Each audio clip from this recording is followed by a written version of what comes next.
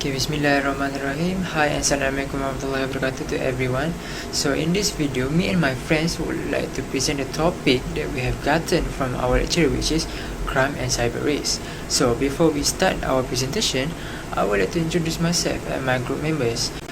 Myself is Mohammad Shafik Haikal, and we have Iman, Syaqirin, Amierul, Aiman, and Firwan, Harith. Okay, so now let's jump into the presentation. So, what is cyber and crime risk?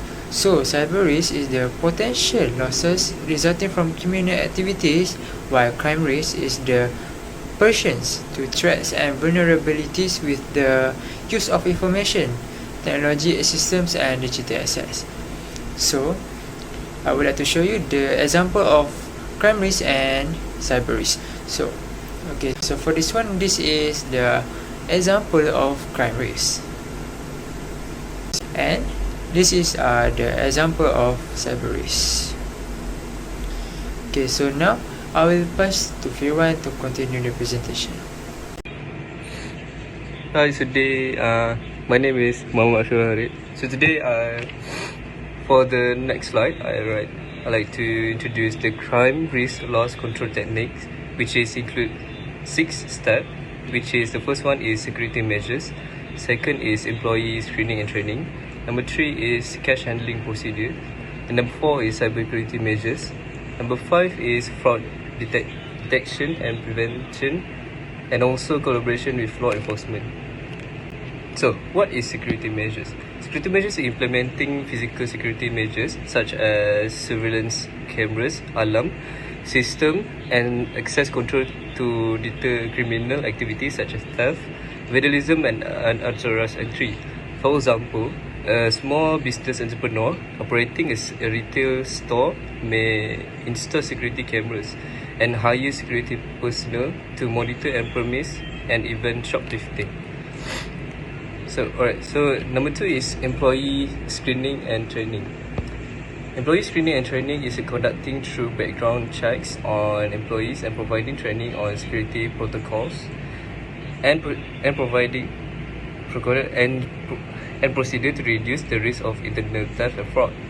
Large corporations may also implement the segregation of duties and regular audits to detect and prevent employee misconduct. Okay, so number 3 is cash handling procedures. Cash handling procedure is established strict cash handling procedures and control to minimize the risk of theft or embezzlement. This could include using cash registers with automatic cash accounting and recording features, limiting access to cash storage areas, and reconciling cash transactions regularly. So next is security measures.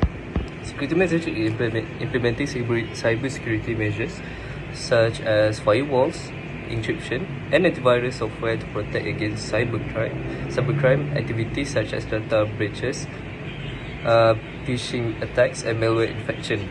Small business and large corporations alike are vulnerable to cyber threats, so investing in robust cybersecurity infrastructure is essential. So the last one is fraud detection and prevention. Implementing fraud detection mechanisms such as transaction monitoring, anomaly detection, and internal control to identify and prevent fraudulent activities. This could involve implementing segregation of duties, conducting regular audits, and encouraging whistleblowing to report suspicious behavior.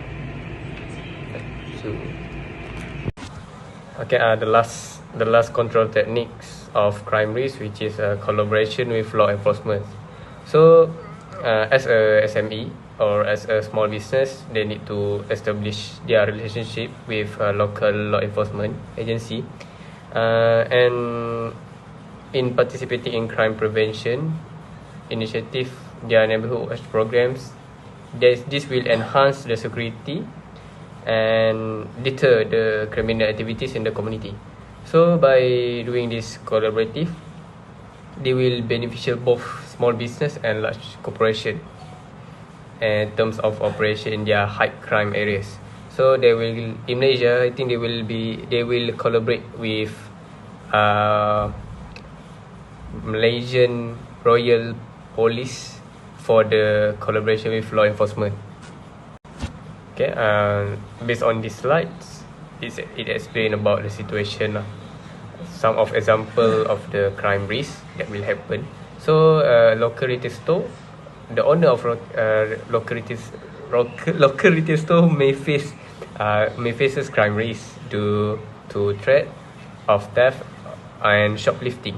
So, to mitigate or to reduce the severity and the frequency of this thing, so the entrepreneur should install the security cameras, hire trained security personnel, and not just that, they also should be implement inventory control system that will measure such as electronic tagging. So, but based on this situation in Malaysia, we use in Malaysia a lot of big supermarket already use the electronic tagging to deter their theft and minimize losses.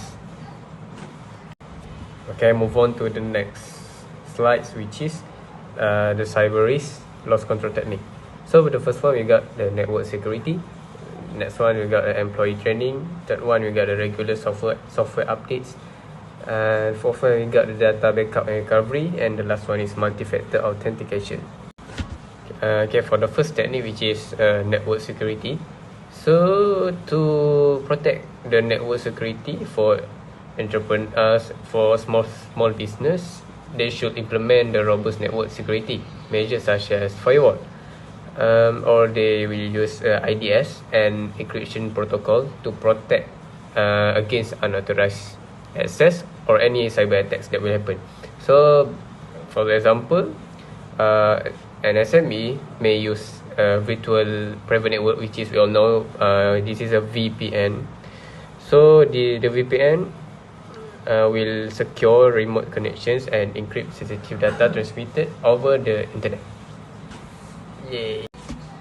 Okay, and for the next technique, which is employee training.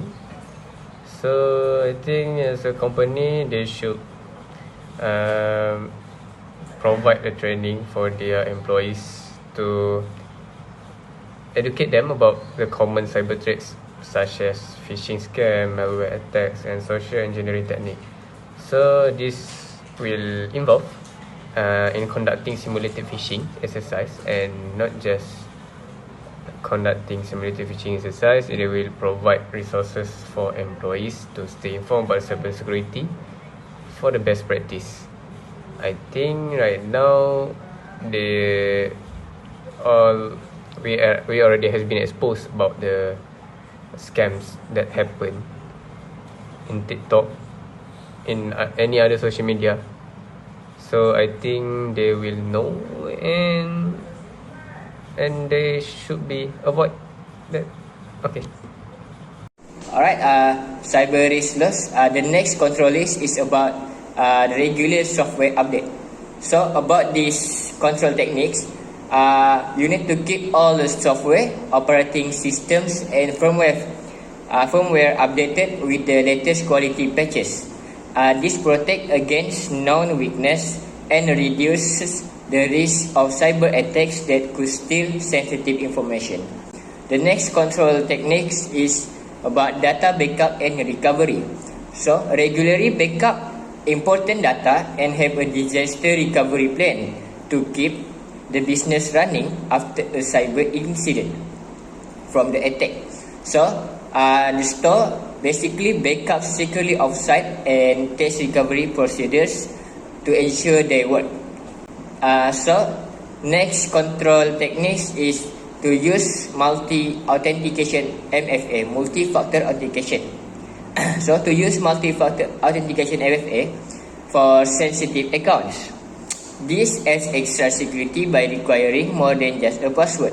For example, a fingerprint or a code sent to your phone. So here's are the example of situation where a multinational tech company faces a cyber threats to its networks and intellectual property to manage this risk. So basically, they use advanced tools like intrusion detection system and SIEM for real-time threat detection. So the company can invest in cyber insurance to protect against financial losses from incidents and data breaches.